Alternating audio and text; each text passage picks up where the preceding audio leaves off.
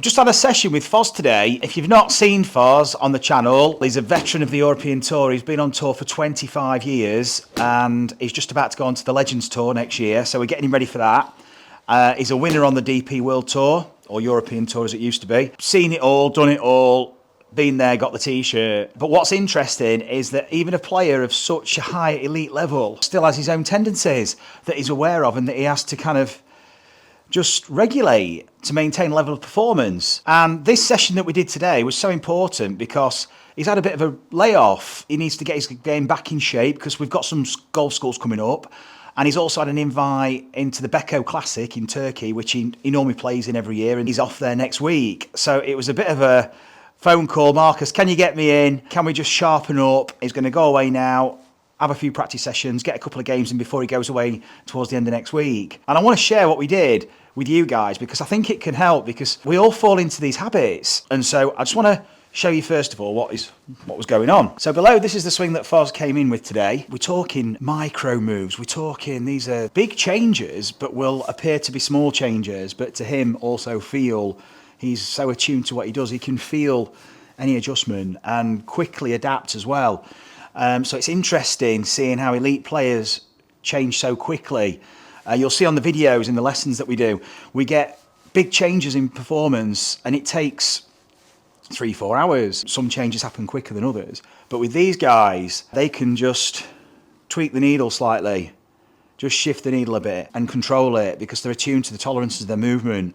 But even though it still feels it can still feel a bit strange, but they're so used to adapting, manipulating to a degree because they're so good at controlling the ball and their release pattern, even though they experience the same things. You may have seen the lesson video with Gary Orr. And I mean, Gary, that was again, it's a privilege to coach all players. When you get a player of this kind of ability through, and Gary Orr, you'll see even to those guys it feels a bit strange at first when they're adapting, just like it does to us.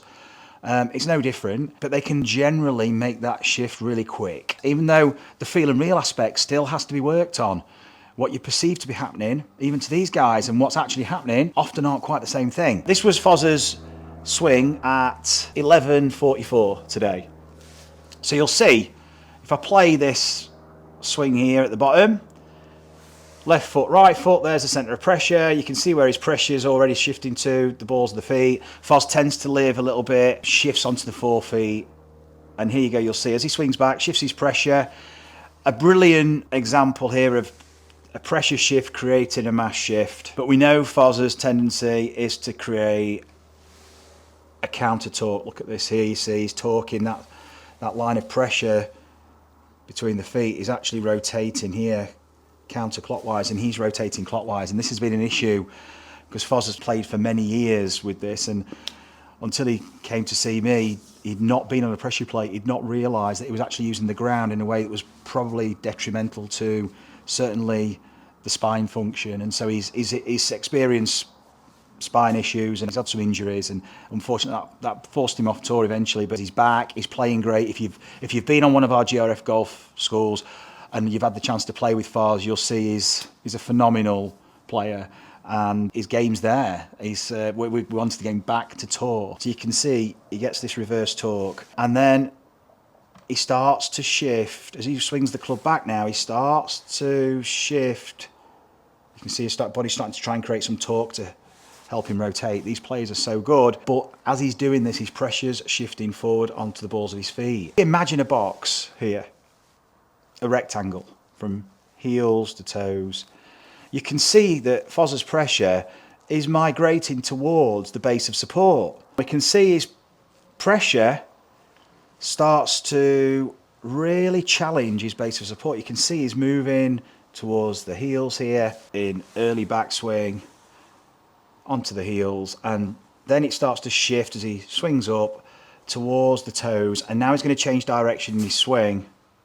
There he changes direction and it starts to accelerate, and you're going to see lateral, and then that line of pressure is going to rotate there as he's pushing off. There's two things here that we need to sort out to help him. The first one is that we've got to get these lines closer together, more in the base, in the centre, in the middle if you like, of the base of support. The most efficient way of moving between 2 points is a straight line. And we're allowing for idiosyncratic movements. Everyone's got their own signature style traits, and we don't want to deviate from that too much. But this is something that I've known Foz for a long time and worked with him on his game now for a few years. And we know we need to get these closer together, because what that does is it brings his centre of pressure much more central in terms of his base of support, and he can move quicker between these points, and he's in the middle of his base of support, so he's more stable. His dynamic balance is easier to manage, because when Foz starts to get forward or back, it starts to affect his dynamic balance, which affects his ability to rotate. Foz works very well in the frontal plane, so rotating this way, like it's like side bend. He's got a lot of that. So if you like shoulder tilt and things like this, but I like to think of it as a lateral flexion, because it's a spine flexion with rotation. Foz works really well in this plane, but the transverse rotation, horizontal rotation, what we class as hop rotation, is something that we really need to maintain with Foz so that he can control his release. I'll explain this in a minute. What we've got here is we've got a bit of a compromise with his balance. It's challenging him, and it's affecting his ability to rotate. So what happens is he shifts, he's swinging down now, and at this point, as he's starting to really load, we'd really like to see this line of pressure rotated anti-clockwise in the direction he's swinging, so that he's got a torque that he's generating at the ground, at ground level, and then he can push off. He's in a great place to push off here and transfer that torque through the rotation of his body through to the golf club. So working through that sequence in a more horizontal rotation, and that will blend with the lateral flexions, if you like, the frontal plane rotations. The problem we've got is that he does do this, but it's at last minute. Lots happening at last second. He's getting down towards the golf ball now. He's into late release here now, and that's when he's really getting this torque. We want that a bit earlier, and we want him to, because then he's going to be able to use it throughout the body, transfer it through to the wrists and the club in good time before he really gets into that late release. So as he's rotating and essentially pulling the golf club with his pivot, he continues to pull it with his pivot instead of him physically having to release and then try and control it. So it's only the same as all of us guys who've got a bit of an early release. Foz by his own admission, the same as Gary the other week, Gary Orr, he said he's aware of an early release. So it's not something that only exists in club and recreational golfers. The tour players experience it too, and they're mindful of it. It's the body action that needs to be kind of optimised to enable the arms just to react and the swing weight of the club to trail. And that creates this natural tension between you and the club head through a pulling action of the pivot. So you're not having to actually try and put effort in, because that's going to throw the weight. And you're in a race here, this is starting to take over, and you've got to try and tension it to control it. And these guys are experiencing the same thing. So we know if we can rotate better, i.e. dynamic balance improved, rotate better, faster, we can lead the race. We can rotate and the club can trail, and then we can release it later. That's what these guys want. So look at the difference when we went through the drills I'm going to show you in a minute. Look at this trace. You'll notice there's something here under his foot. I'll just bring this screen. I'll make it a little bit wider. There you go. You'll notice there's some cable, some kind of electrical, it's cable protector that I use. And it's running through the middle of his foot.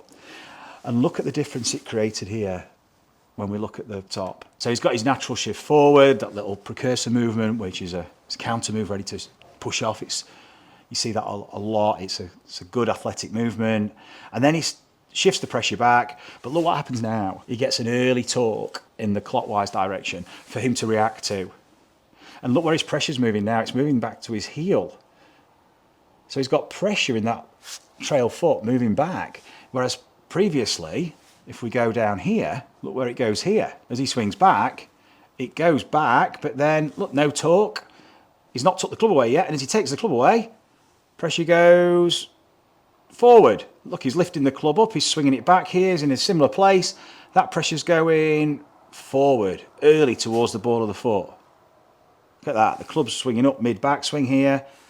Early to mid-backswing, and look where it's gone. So switch our attention to this one above. Notice where we are. Pressure shifts early. Look how much further the pressure shifted. We're not trying to force it into the heel.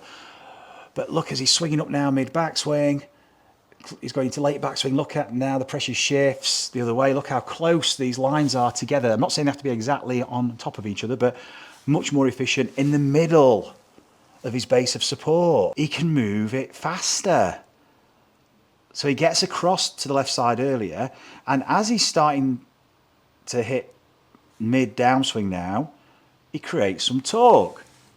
Not a lot at this moment in time, but enough. We've got it moving in the right direction, ready for him to now push off and use it. Look how early he can use the torque. And he rotates. He can use his pivot. He said he felt more space. It gave him the extension, and he could extend into a finish. Down below here, this takes longer. It's a longer journey. So he's got to move faster he's got to try and really shift mass to compensate for this. So it's adding to instability. If he really goes for it, he shifts across, of course. But look at this. He's hitting that mid downswing. And look at the torque. It's actually still clockwise. He's not gone counterclockwise. So he's not actually using torque to help him. It's a powerful phase of motion, lots of force through the spine, and he's actually counter-rotating at the ground. So he's using the ground against him. We don't want this for Foz's lower back. This is why Foz was probably experiencing now some feelings he's experienced in the past, but not for a while because we've not been there. But this is what happens when you have a break. So we can all relate to this. You have a break and sometimes it doesn't feel like it did. And then really late now, he starts to get the rotation. He starts to get some torque from the ground and push off and rotate. But it's sending him back a little bit, and he stays in a bit of flexion, and it's kind of, there you see, left knee still in flexion. Doesn't really extend because his body's got to keep balanced because it's being challenged. So we wanted to remove that, if you like, that constraint, that disruption. And this is how we did it. Now, the exercise we gave Foz was to rotate his pelvis. Thinking of the belt buckle, we want the belt buckle to rotate away from the trail femur. Instead of Foz was driving his knee in, so his femur here, you can see, this is internally rotating excessively to turn his pelvis, as opposed to pushing off the floor. So we were pushing this way, and can you see my belt buckle's moving away from my leg, away from the femur. So this angle essentially gets greater instead of narrower. And so an exercise that I gave him was to lie down on the floor and place his trail foot on the floor, bend his knee, lie down, feel some pressure in his trail foot, and then push the trail knee towards the trail foot and use that pushing action in this direction to move the belt buckle, or to rotate the belt buckle away from this femur. You can see we're pushing into the ground that way to get a movement away. And that movement away is rotation. So I'm using the ground to rotate as opposed to just using mass. Rolling on the inside of the right foot, banking the trail foot. You'll see a lot of people talk about it. You'll see a lot of players even look like they're doing it and even talk about doing it. I've heard a lot of players talk about it. My favourite player of all time, Lee Trevino, talked once in a video about rolling the right foot. It was more for pitching, I think, for regulating movement, but he talked about banking the foot, rolling it. A lot of people talk about banking it or rolling it, this eversion of the foot. That's just encouraging this adduction of the leg, internal rotation, and really closing this gap. When we want to open up the gap, we want to use the ground to rotate the pelvis. Look how fast we can rotate by pushing. I'm using the ground to rotate. Be careful doing this, by the way. Especially if you've got back issues, very, very slow gentle if you want to try this. Very slow, push away and just rotate and roll into the left hip and feel that load. Very gentle. Do not go at this like I just did. I was just explaining how quick you could rotate as opposed to this. It takes time, so much time. And if your pressure trace is taking a long time too, that journey Foz's was taking was much longer. Everything's just taking so much time, it's harder to function dynamically. Once Foz felt this, and he felt where he was pushing from, towards the ball of the foot, the pressure's going that way through the foot to rotate this way. Once he felt that, we did a few shots on the right with the right foot, loaded. So he took a normal stance and brought the left foot back and went onto the ball of the left foot and the toe. So we've unweighted the left leg. We move the ball slightly back in the stance from centre just to make it easier to get to at first. But what you'll notice here, if you love the coaching and want to experience the effects of the training that you see with our pupils, you can purchase the GRFI system yourself by following the link in the video description. You'll get all the equipment and a 2-hour download covering all the fundamentals, exploring your movement and how you can use the ground and create those all-important ground reaction forces and transfer them through to clubhead speed and experience the gains that you're seeing in the videos. Even though the ball's over there, what this is doing now, it's challenging me to rotate and use my body rotation to get a natural delayed release. So the levers, the wrist, the elbow, the shoulder, you can see here, they're all fired later. My handle is so far forward, but as a function of me rotating. And the club's travelling out, away from me. I'm rotating this way, and it's a barn door effect. I'm the hinge and the barn door swings open, and that's travelling away from me as I'm rotating away to the left. This is swinging out to the right, and that's allowing me to use centrifugal force. On a downward angle of attack, I can react to the swing weight. The arms can just extend, and this is where Foz felt more space when he, after the drill, going back to a normal stance and hitting shots. Notice here,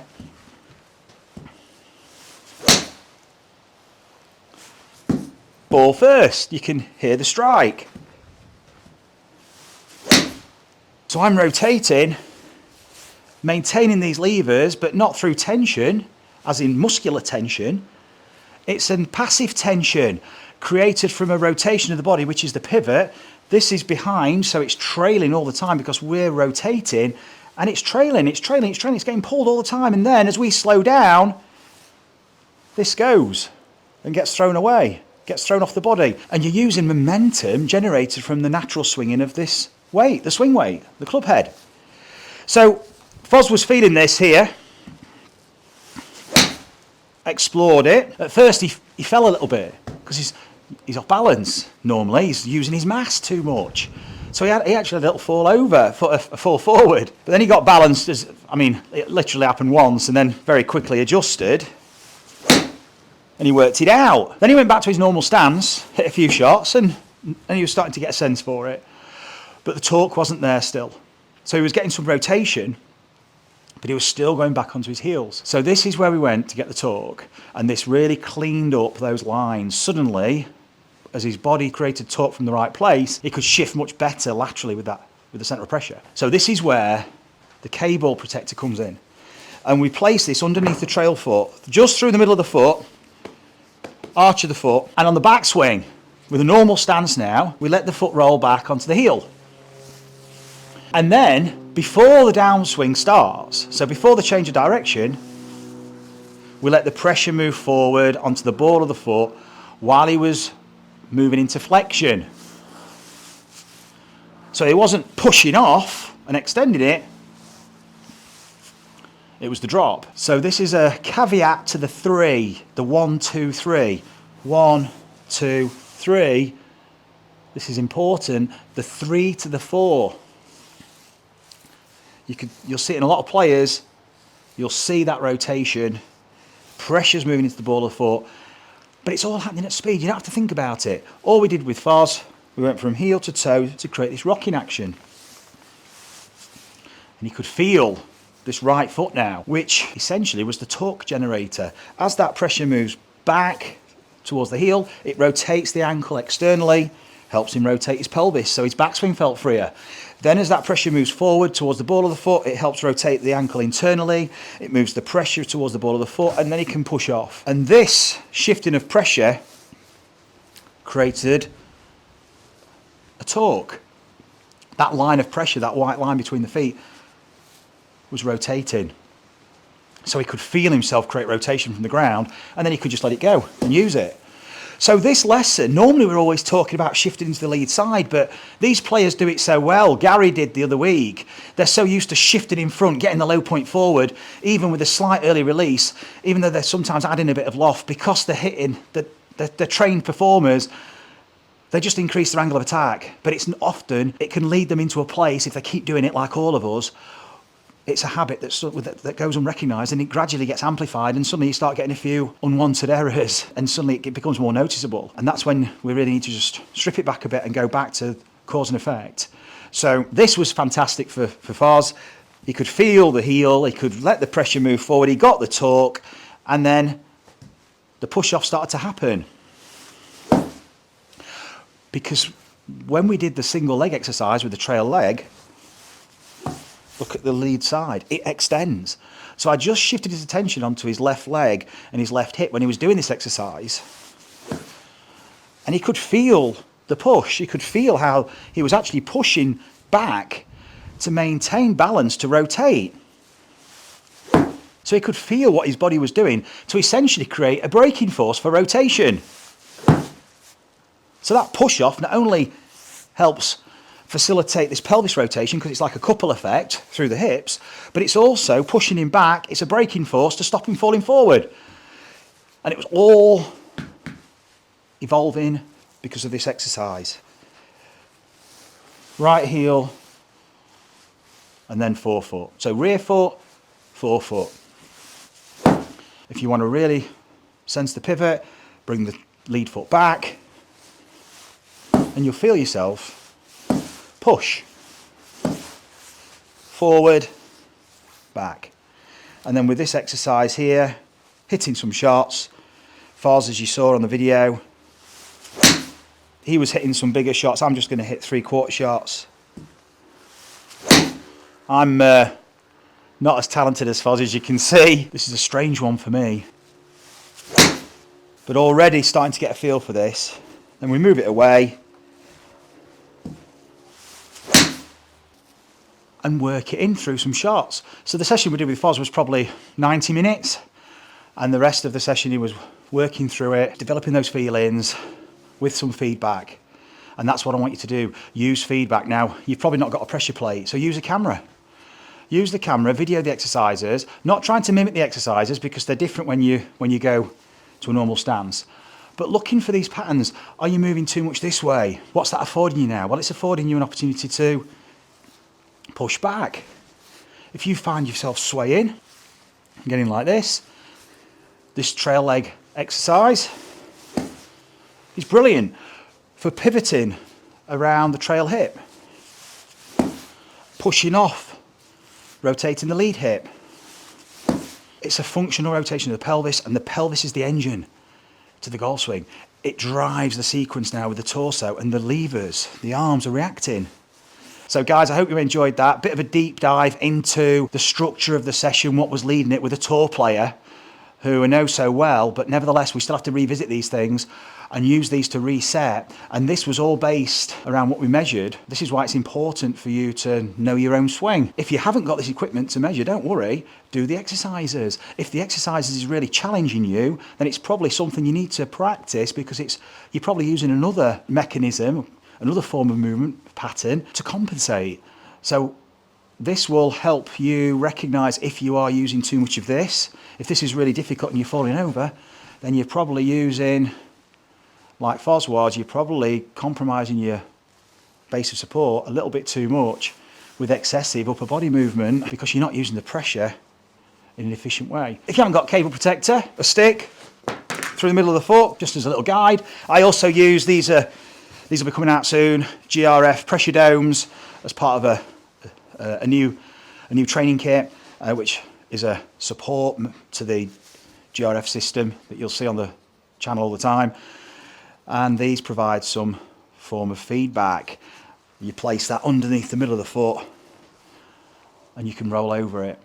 But also it acts as a trampoline. It's got rebound properties whereby you can really feel it and use it to push. But if you haven't got one of these, which I doubt you have, half a tennis ball. Get a tennis ball, cut it in two, place a tennis ball in the middle of the foot, and now you've got something to feel as a reference point to sense where you are and the timing of it. Go back onto the heel, swing back, forefoot, shift it forward, swing down and through. And when you couple that up with the trail leg rotational exercise, you're going to get a perfect blend. So guys, try that on the driving range, give it a go, feedback to me in the comments. I'd love to hear how you're doing, because it's going to help me provide more information to help you refine your practice and really get a sense for where your blueprint movement patterns are and how you can find that consistency through a more stable system, but dynamically stable, not static, moving in a very fast, efficient way because your centre of pressure is under control.